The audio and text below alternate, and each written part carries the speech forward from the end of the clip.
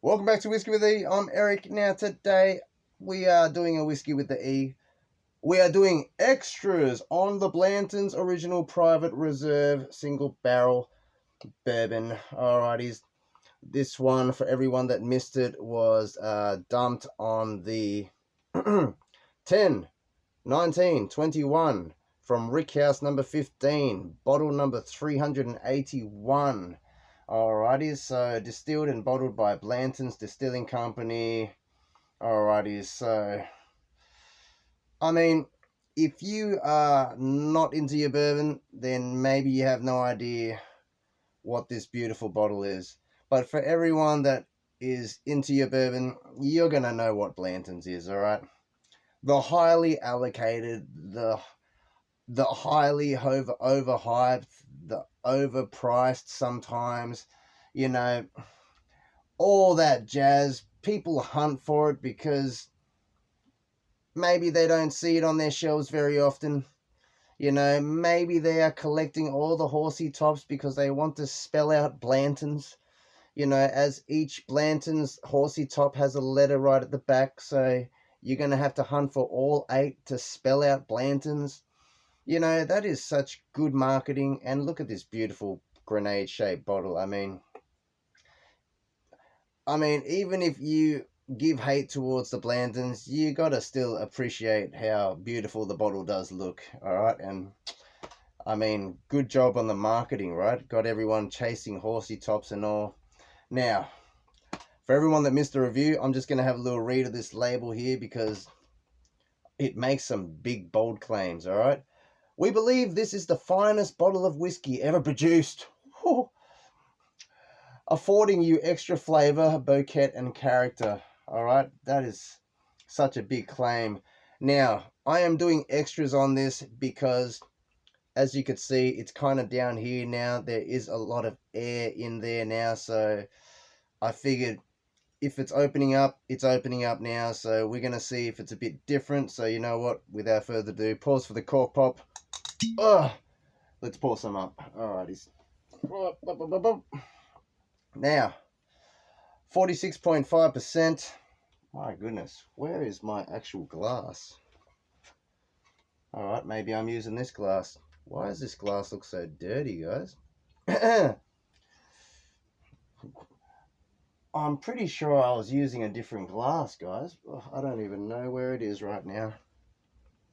Alright, we're carrying on. We're using this glass. Here we go. Alrighties. Now, I don't know what category each one of you is watching is at. I mean, are you on the category of hating on Blantons, or are you loving on Blantons? Now, if you are deep in your bourbon journey, you're gonna know, especially if you've tried it, you're gonna know that it's definitely not worth the money. It's definitely not worth the chase. While it is a nice bourbon, it's not going to be the most overly complex, and you know, it's not a barrel proof bourbon unless you're going for the straight from the barrel. Now that's a one you should chase, guys. All right, we're going to put this up. All right, but we're not going to get into everything. We're just going to recap on this particular barrel. So let's have a little nose, guys. I mean, not too much ethanol. I mean, it is only 46.5%. A lot of sweetness up front. So you are getting like that raspberry, that cherry kind of red fruit kind of sweetness. While it does have like some hints of like an apple, you know, you could almost say like a pear, but it's not too green apple-ish. It's more like an apple pie apple, if that makes sense. I did say like, you know, like an apple pie like from McDonald's, but it doesn't have too much of the cinnamon in there. You know, your quintessential, the vanilla, the caramel, the brown sugar's there, but the vanilla and the caramel isn't popping. You know, it's just like it's got pleasant notes, but it's just not mind-blowing. That's about it. But if you are early in your bourbon journey, you're going to nose this and you're going to think it's pleasant. I mean, compared to the Buffalo Trace here in Australia at 40%, this will poopy all over that. I mean, even the 40% Special Reserve Blantons, you know. Honestly, I think this is the best 80 proof bourbon out there in the market, but that's just me. That's a pretty big claim, so you know what? It's doing something right there. So that being said, that is a lot sweeter. So keep in mind, just picture that is proof down more than this. So you got to imagine that the less water it is added in there, you know, the more deep, rich, and full bodied it's going to be, like straight from the barrel, all right? But anyway, yeah, you can tell how dark it is, guys. Straight from the barrel, darkness. The more water you add in, it's going to get weaker and diluted and more light. But we're not going to get into all that. Like I said, we're just coming to do a quick extras on this bottle right here. So, you know what? Let's have a sip, guys. Cheers, everyone.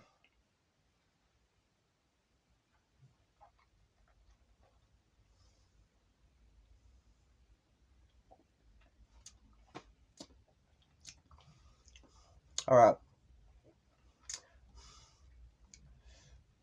Approachable, smooth. Now, let's just say it's very sweet up front. You know, you're getting those red fruit, that raspberry, that cherry kind of notes. And then it kind of weaves through into like an oak presence. It's not like a well-aged, deep, dark, rich, you know, like a cigary tobacco notes kind of oak. It's just more 6-year-old oak level, if that makes sense. But then the finish just kind of dies off. I mean, it's not even really like a spicy long finish or anything like that. So that being said, it's got a short finish. Is it nice? Like, is it a easy drinking bourbon? Yes, it's an easy drinking bourbon. Is it pleasant? Yes, it's pleasant. There's nothing wrong with the Blanton's bourbon in itself. But is it worth the chase? Is it worth the price? Personally, I'd rather get a Wild Turkey Rare Breed, but that's just me, because honestly, if you are buying this bottle and you are opening it to enjoy, and you've spent so long hunting it down, you might get a little bit disappointed. I mean, especially if you are into your barrel proof bourbon, you're gonna think of it as, yeah, it's not bad, but you know, like for the price, you may as well get a Wild Turkey Rare Breed, right? Like that's more cheaper than this, and you can probably find a rare breed in every store, yeah. Whereas this, you're there hunting it down and all this, you know. I mean, are people even buying these to open to enjoy? Maybe you are on a special occasion, like I said, since it is so allocated and highly sought after. People look at this bottle as a special occasion bourbon, something that you pour up on special occasions, on birthdays or certain celebrations. But if you were just, drinking it, it's not really that special, guys. I mean, while it is good for what it is, I'm not saying it's the best bourbon like they claim on the label. It's not the most longest finish, it's not the most complexes, but what it is it delivers on what it has. If you like that oak, if you like the sweetness, if you don't like anything with too much spikes and edges and burns, and you want something approachable and smooth, I dropped the S-bomb. There you go. Hate on me, guys. No, I just had to say it, because to the early, on your whiskey journey people, you're going to try this and you're going to think, wow, that is such a smooth bourbon. That is so nice. But to someone that is deep in their whiskey journey, you're going to be like, wow, that is such a short finish. And you kind of want it to keep going, but it doesn't. But anyways, let's have another sip, guys. I think I'm starting to rant too much. Cheers, everyone.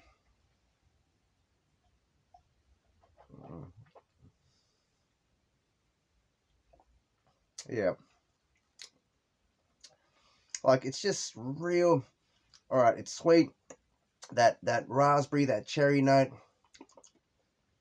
I mean, I'm not going to necessarily say that apple's coming across on the palate, but you know, it does roll into that barrel oak, but then it just drops off. It just barrel oak, gone.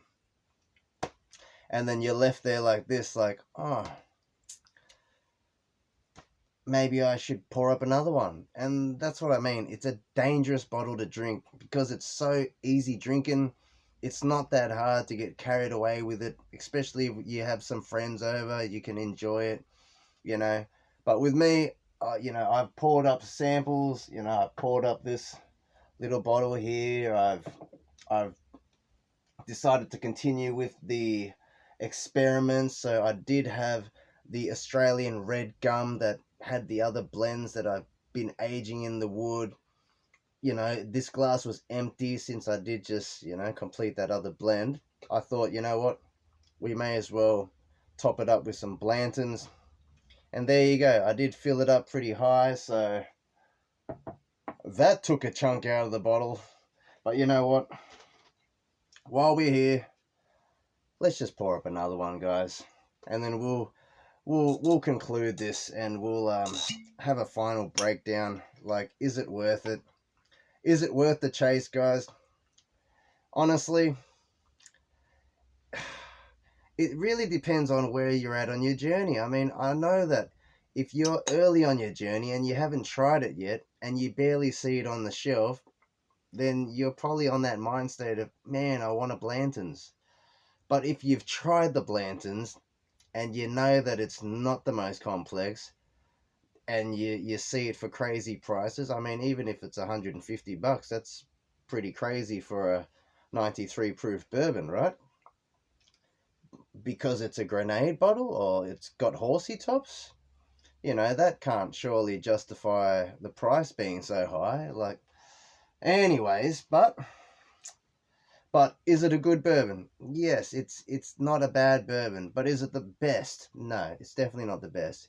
Is it the most complex? No, it's definitely not the most complex. Is it easy drinking? Very easy drinking, you know? But is it worth the hunt? I really don't think it's really worth your time hunting for it. I mean, like, you're going to have it on your shelf to show it off, or you're going to save it for special occasions, and even then, are you going to enjoy it on that special occasion? Maybe by the time you crack it open to enjoy on that special occasion, you're going to be like, wow, a rare breed tastes better than this. A Russell's Reserve single barrel tastes better than this. Sorry, guys. I mean, I'm not here to give Blanton's hate. I'm saying it is good for what it is, all right? For the proof, all that. You know, maybe compared to other things at this proof point, it does hold its own. It is good in its own way. It's very good for the beginner bourbon drinker. Sweet notes with some oak, you know? But for someone that is deep on your whiskey journey, you're probably not going to love it as much as what you'd love, like I said, like a Russell single barrel or rare breed or anything like that. Alrighties. I'm going to try gargle this because that will most likely bring out more flavors. So here we go. I highly don't recommend you do this unless you've had some practice, but here we go, guys.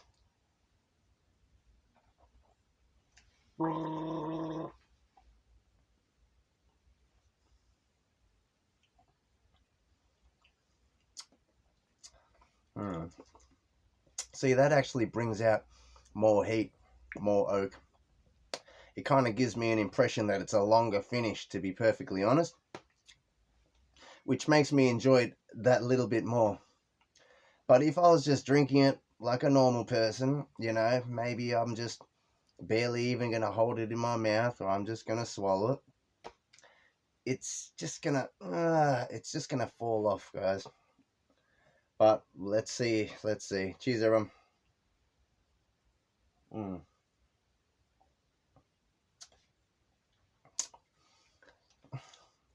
Like, there's not even any spicy notes. You know, it's sweet, smooth and approachable.